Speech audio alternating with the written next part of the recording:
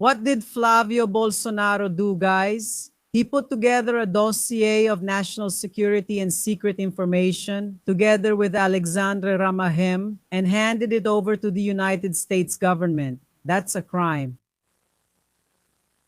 And look, Article 359K of the Penal Code says it's a crime to hand over documents or information to a foreign government, its agents, or a foreign criminal organization in violation of legal or regulatory provisions. Classified as secret or top secret according to the law, whose disclosure could endanger the preservation of constitutional order or national sovereignty.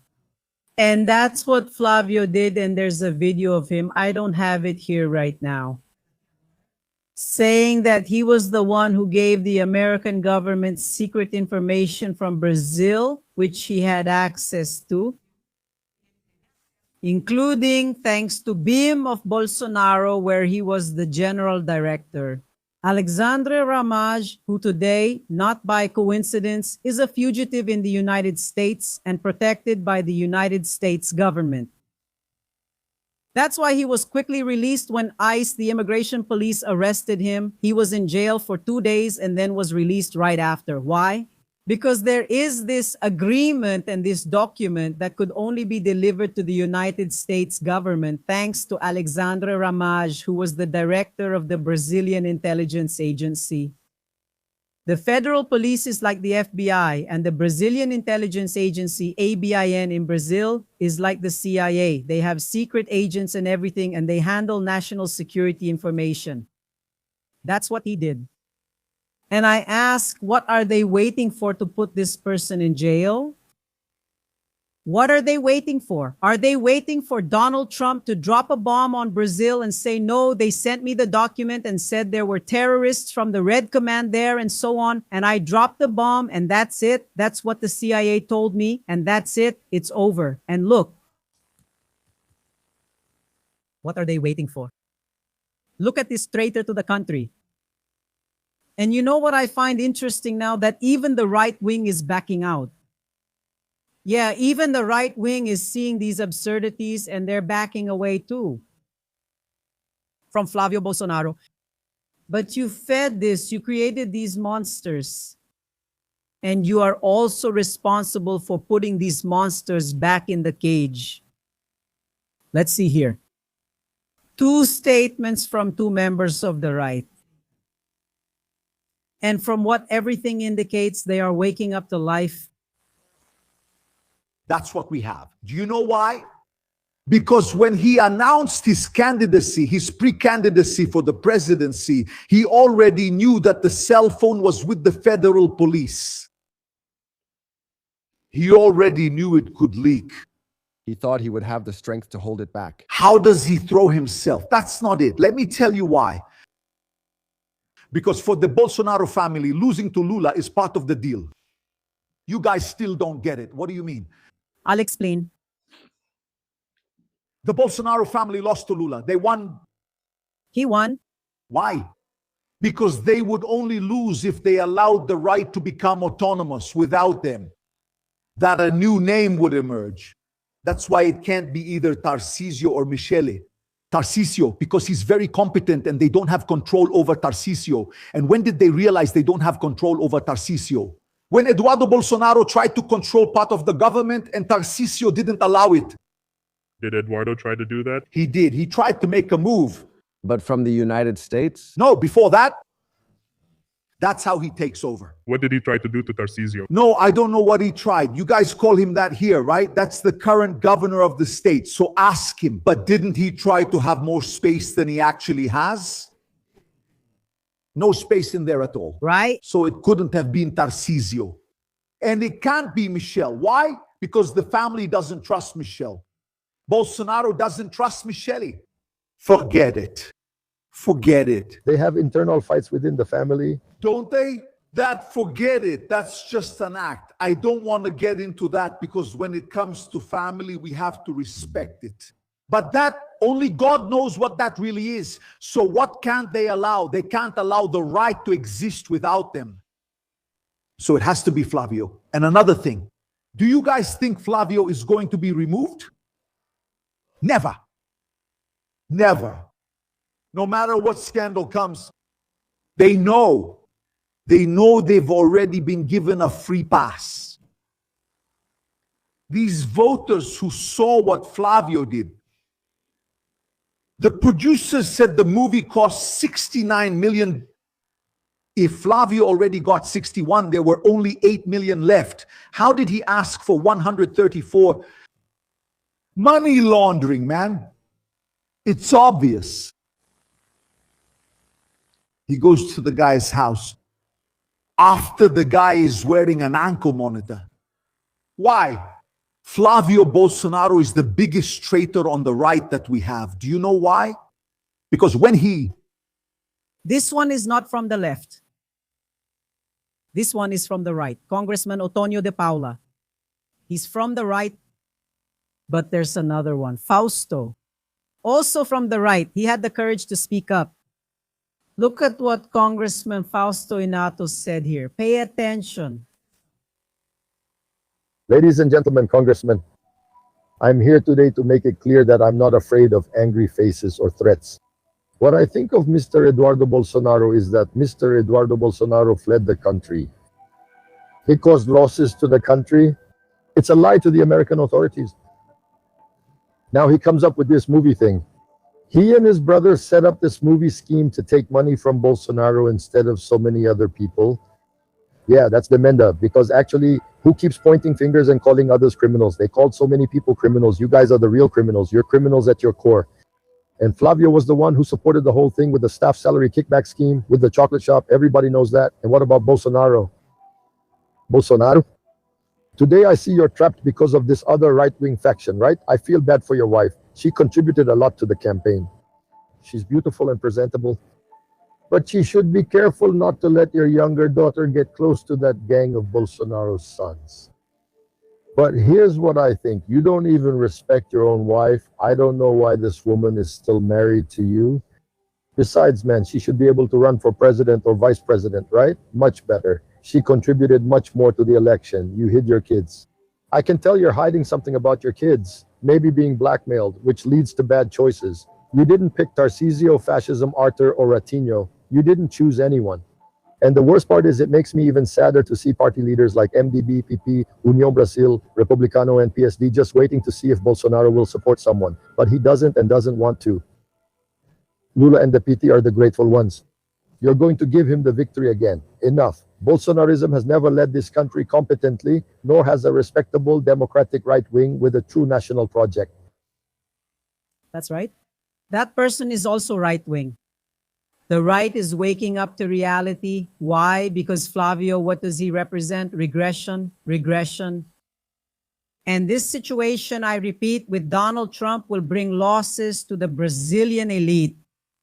The market that supports or used to support Flávio Bolsonaro, and I'll repeat, Flávio Bolsonaro is going to get bashed from all sides. And it's not just from the left, no, from the right too. But it's too late because he already split everything up. And as Tony De Paula himself said, he's not going to give up because they want to command the spotlight and stay in it. They don't want the right to build up anyone beyond the Bolsonaros, and they're not going to give up. And consequently, it could even be Lula winning in the first round. There are situations in life that we learn through love. There are situations in life that we learn through pain. And the right wing in Brazil is taking one beating after another, and still they don't learn. There will come a time when you all will have some shame. And you'll leave this far right behind. And meanwhile, the left keeps moving forward. Why? Because the left decided to go after the wrongdoer a long time ago. Shall we take a look at Gleis here? Look at what Gleis said here about exactly the Rachadinha isn't Rachadinha anymore. Now it's a massive monthly kickback. Pay attention. If you allow me, how do you respond to Senator Flávio Bolsonaro's statement, who was here yesterday in Curitiba, that President Lula is acting to favor the PCC in the United States? Look, the one who is acting to favor organized crime is him, Flávio Bolsonaro. Because if he really wanted to turn the PCC and the CV into terrorist organizations, he would have done it during his father's administration. They were in power for 4 years and never worked with the Americans to do that. Why? Because for sure his economic team said, don't do it because it will harm Brazil. And we're already starting to see business people, people from the financial sector talking about the losses they're going to have. Crime here is fought the way we're doing it. We carried out an operation, the second one, that has already dismantled the PCC in Faria Lima and among business people. This isn't grandstanding. What Flávio Bolsonaro is doing is a crime against Brazil, just to win an election. But he's not going to win because that's not how you do politics. And he's going to be exposed very soon.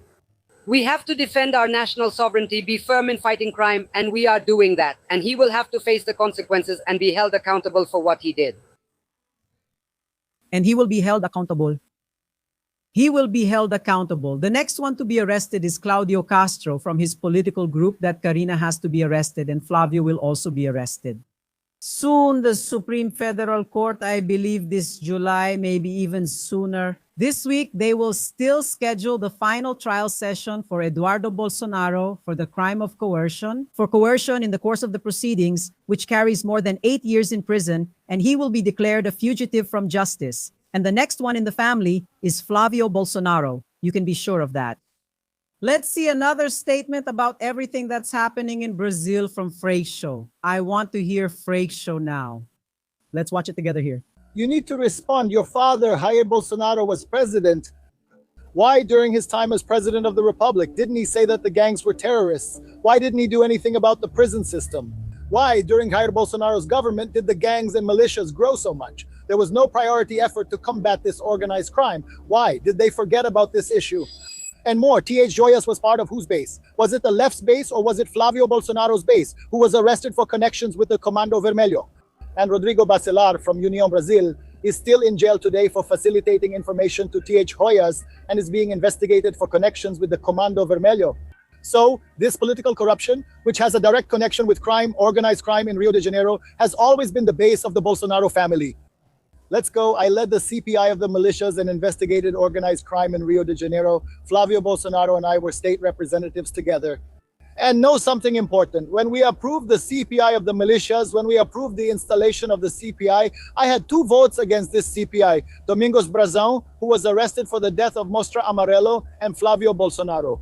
He voted against the installation of the CPI of the militias. Why is it that now he also forgot to say that militias are organized crime and need to be investigated? He always forgets. No, he doesn't forget. We know about the connections. We know that he honored Captain Adriano with the Tiradentes Medal. He honored Ronald, who was already arrested for Mostra Amarelo's death and prior militia involvement. We know that this family has always praised and has always been close to the militias. Rio de Janeiro, where the Bolsonaro family comes from, has crime, police, and politics all mixed together, and we can't separate them. That's what I accused and pointed out in the Militia Investigation Committee and also in the Arms and Ammunition Trafficking Investigation Committee, which Flávio Bolsonaro also voted against the report. Flávio Bolsonaro has to answer something. Your father, Jair Bolsonaro, was president of the republic. Why, during his time as president, didn't he say that the factions were terrorists? Why didn't he do anything about the prison system? Because he's a fraud.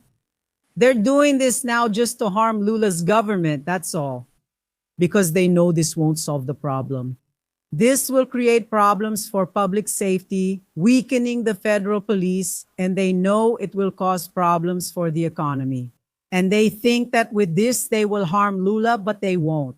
They are harming their support base in the market and among the elite that supports, or at least used to support them, and that is now jumping ship. That's it. That's the situation. Then you might even ask me, but Andrea, regarding what you explained at the beginning of the live stream about Karina Gama, you said she was a front. Did she know everything? Did she know, or was she just used? She knew. Because the police have already found fraudulent invoices in the scheme for receiving money from the city hall. So she knew. She was used as a front, but she was aware of what she was doing. How does it work? Someone comes in as a front, takes a share, then passes the rest to the leaders of the criminal organization. where she set up the company Go Up, the film producer, which never produced any films, just to produce Bolsonaro's film. And then what did the film become? A money laundering front for paying bribes. She needs to be arrested because she will talk. Nevertheless, Daniel Volcaro, at this very moment, is already there giving his plea bargain testimony for the second time. So they knew everything, and it was all planned. They planned everything together to use Bolsonaro's movie to launder money. And you can be sure that we are now discovering money from Sao Paulo. Soon we will discover the money from Rio de Janeiro, and soon we will discover money from the Federal District, which are exactly the main basis of Daniel Volcaro's fraud, involving billions of reais. The bigger the fraud, the bigger the criminal organization, the more it will need front men to launder money and companies to act as intermediaries to make it harder to trace the funds. And that's what's happening. Where is the master bank's fraud concentrated? In the Federal District, Brasilia, in Rio de Janeiro with Claudio Castro, in the Federal District with Ibanez Rocha, a Bolsonaro supporter and former governor of the Federal District, and Claudio Castro, a Bolsonaro supporter and former governor of Rio de Janeiro, and now also in São Paulo, maybe even at City Hall. In the capital of São Paulo, but it may also have its own branch of coordination with the Tarcísio government. Because two privatization processes carried out by Tarcísio in São Paulo are also being investigated, which may have involved shell companies that actually belong to Daniel Volcaro. And this is also under investigation. Notice that it's all from the Bolsonaro camp. It's all from the Bolsonaro family circle, all of them. And we only know a little bit of what the federal police actually knows. And now, apparently, the São Paulo Civil Police also already knows a lot. Let's see another statement. Don't leave me talking to myself and leave your comment, which is very important. Let's see. And like the live, don't forget. Guys, after Flavio's audio to Volcaro, that story he was trying to build about Bolsonaro being vaccinated, about Flavinho being moderate, about my friend Flavio already started to fall apart. It's because what he wanted to say is that he was the clean part of the family, that he was the moderate part of the family, that he was a more civilized, more balanced person. Volcaro's audio showed that first, he's involved in trouble. Second, he's a liar on top of that, because on the same day he said no, and then he changed his story 10 times. Your father's movie was funded by Volcaro. It's nothing more than a son looking for private investors to make a private movie about his own father's story. I met Daniel Volcaro in December 2024. At the end of 2025, there was that audio that you all heard in which he was arrested. At that moment, that's when we saw that there was a turning point. We understood better that the situation was much more serious. And because of that, I met with him one more time after that event. When he started using electronic monitoring, he couldn't leave the city of Sao Paulo. And yes, I went to meet him to put an end to this story. To say that if he had told me that If things were this serious, I would have already sought another investor. He showed that he is maybe an even worse father in a certain way. Third, it made us remember all the dirt on Flávio Bolsonaro. Senator Flávio Bolsonaro sparked a big debate about the issue of ghost employees when he was State Representative Flávio Bolsonaro. Just on the subject of the poll master, the guy was just the tip of the iceberg. The mansion, 51 properties militia. In other words, it brought everything to light. But there's something that few people are talking about, which is Flávio Bolsonaro's team. This person's mask is slipping, but it's also important for us to unmask the whole team around him, trying to make this guy president of Brazil. That's why we're discussing this on today's Coffee with Cake. So, do you have time for some coffee? Stop!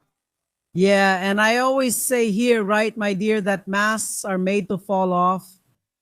You don't need to worry. If you think there's a backstabber near you, don't be afraid. Don't make any decisions, just give it some time. A mask doesn't stay on anyone's face. The mask was made to fall. And what's happening now is that Flávio Bolsonaro's mask is falling. It has already fallen for a lot of people. Everyone knows in Brazil and especially in Rio de Janeiro that wherever there is Flávio Bolsonaro, there is a scheme. Everyone knows that. But nationally, that's still not completely clear. But don't worry, don't worry. Before the October election, all of Flávio Bolsonaro's schemes will come to light. Because he got into a fight with the big dogs. And he has plenty to hide, and he lives in a glass house. And everything will come to light. And there won't be any mask that will stay on the Bolsonaro's faces. And I even believe that jail time will come. Let's look at this, which I found interesting. An attempt to use the pretext of fighting organized crime to weaken national sovereignty. That's what's happening. If the concern was with organized crime, he would have answered Lula's request and arrested the criminals connected to drug trafficking and money laundering here in Brazil. They're all fugitives over there in Miami. The concern was to fight crime in Rio de Janeiro because Mr. Claudio Castro, the Bolsonaro supporter, is involved. And it's very clear that their purpose is to weaken sovereignty. Regarding Bolsonarism, they saluted the U.S. flag and proposed high tariffs to shift jobs from Brazil to the U.S. On September 7th last year, they displayed a giant flag, the United States, on Paulista Avenue. It's a shame. You already have a record of betraying your country. What's at stake is an attempt to use the fight against organized crime as a pretext to weaken national sovereignty. That's what's happening. If he cared about organized crime, he would have responded. Exactly. Donald Trump would have responded to Lula's request to arrest the criminals who are fugitives in Miami, and so far, none of them have been arrested. On the contrary, to me, he's actually giving shelter to the fugitive Alexandra Ramaj, for example. So he just wants to weaken our sovereignty to steal what we have. That's what they're trying to do. Do you understand, my dear? And so to say that you Bolsonaristas who support this are patriots, you have to be really gullible to believe in that fairy tale. Yeah, it's just a bedtime story and a way to herd cattle because it's about not knowing anything and not wanting to know the reality. And your problem isn't even corruption. You don't fight corruption at all because you're supporting a corrupt person. Your problem is Lula. It's because you hate the poor. And Lula, when you look at Lula, you see him as poor. And you are dirt poor yourself and you hate yourself. So your problem is Lula. It was never about corruption because if it were about corruption, you wouldn't be supporting a criminal bum like this one who's being exposed and whose mask is falling off. Truth be told. Meanwhile, Lula wins against Flávio in both the first and second rounds and goes up 5 percentage points. A new real-time big data poll came out and Lula gained 5 percentage points over Flávio Bolsonaro. And he wins in both the first and second rounds. Meanwhile, they are trying to hinder the approval of ending the 6-by-1 shift in the Senate. You know that the end of the 6-by-1 shift was approved in the House of Federal Deputies. Wonderful. Awesome. And now it's going to the Senate. It went to the Senate. And in the Senate, the Bolsonaro supporters are trying to interfere with an amendment there, with a new bill for you to work 2 hours a week, almost 7 days a week. The day your boss wants you to work, you work. Then you get paid. The day he doesn't want you to work, you don't work and you don't get paid. Just like in the United States. But why? To make things difficult. And there were people who already signed this, and I'll show you who signed this proposal, which is harmful to all workers because they want to overturn what was approved in the House of Federal Deputies, which is the end of the 6-by. That is, for every 6 days work, you will have 2 days off. Flávio signed it. Just for your information, Flávio Bolsonaro signed this amendment, this project that is a total setback. These people here signed it. Look. Enemies of the people signed the peach of the 7-by-0 schedule. PEC 12 of 2026 proposes something that any worker, including you, knows doesn't exist.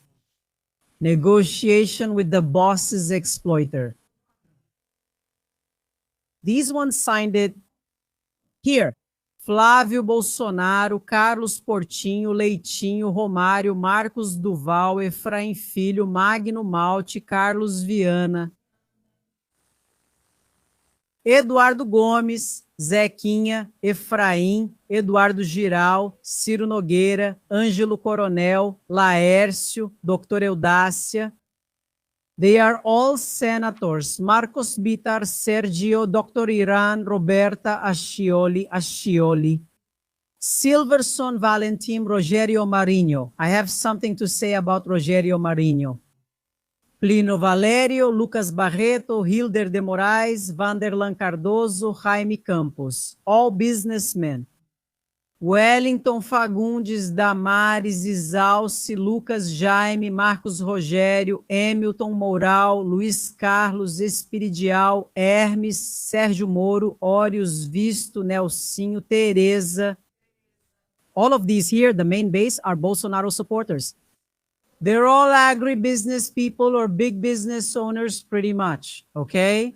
And they made a proposed constitutional amendment to try to interfere with ending the 6-day work schedule by establishing 7 days of work, which is to negotiate with the boss.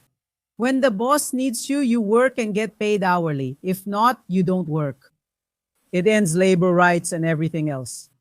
And in Brazil, you know, you can't do that yet. You just can't. You can't, guys. Here, it's total exploitation. Let's be serious. You can't. What can be done now is what? To end a 6-day work week without a pay cut, to guarantee 5 days of work and at least 2 days off.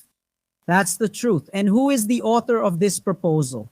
It's Flávio Bolsonaro's campaign coordinator, Rogério Marinho, Senator Rogério Marinho.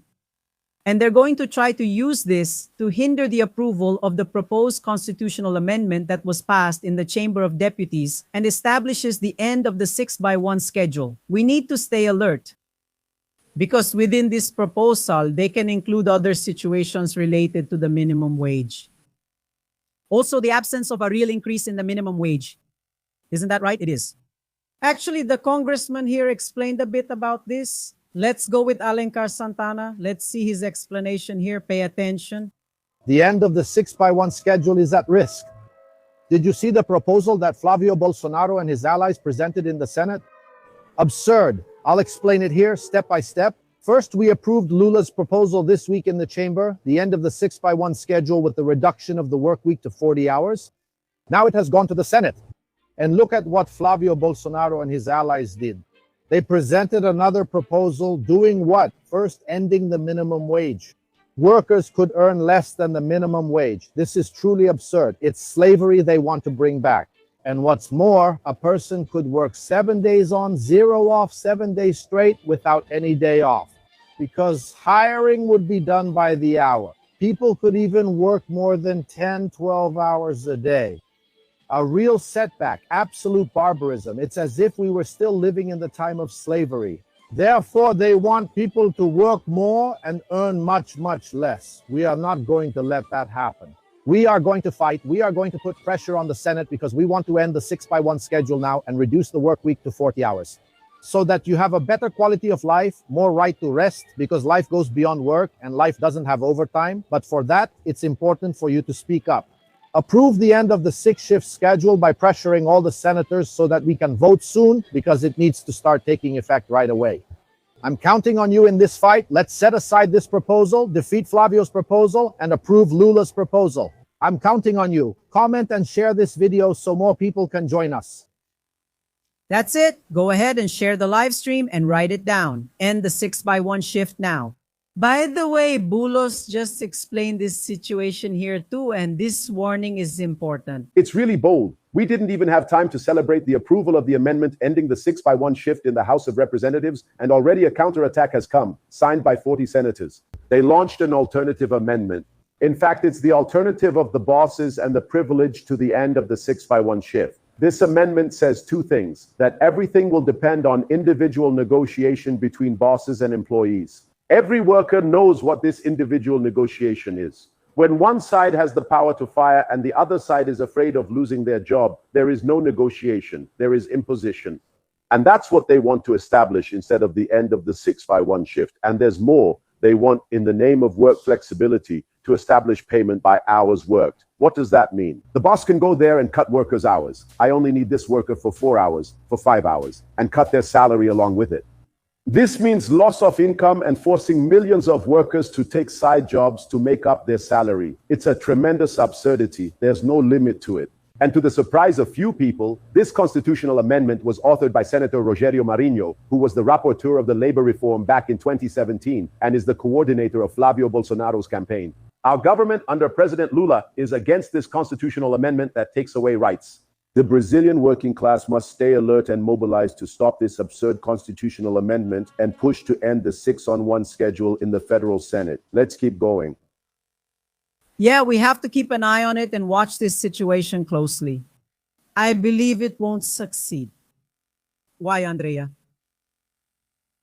Although Hugo Mota needs to be re-elected, Davi Alcolumbre doesn't, because as a senator, Davi Alcolumbre has an 8-year term. And he won't need to run now. He still has 4 more years. So he's not in that 2/3 group that will need to be re-elected. Davi Alcolumbre is fine.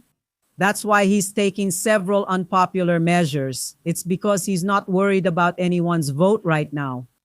So he's moving forward. Nevertheless, there are many senators who need to be re-elected, and they're not going to put themselves on the line to try to block it. The end of the 6 by scale. According to the latest IBGE survey, more than 80% of the Brazilian population is in favor of ending the 6 by scale. And those annoying Bolsonaristas present another PEC saying it's good, but actually it's not. It's a lie. And they do this to try to hinder the progress of the PEC that ends the 6 by scale. Remember well, the author is Rogério Marinho. The author is Rogério Marinho. And he's the one responsible for Flávio Bolsonaro's political campaign. And Flávio Bolsonaro signed it. So they are true traitors of the workers in Brazil. But given the election context, I don't believe they will succeed. Because we have an election and 2/3 of the Senate need to be re-elected. They won't go against the workers. All right, but leave your comment. End the 6 days on, 1 day off schedule now. Flávio Bolsonaro has to go to jail. This Karina has to go to jail. Leave your comment. It's very important. Kisses.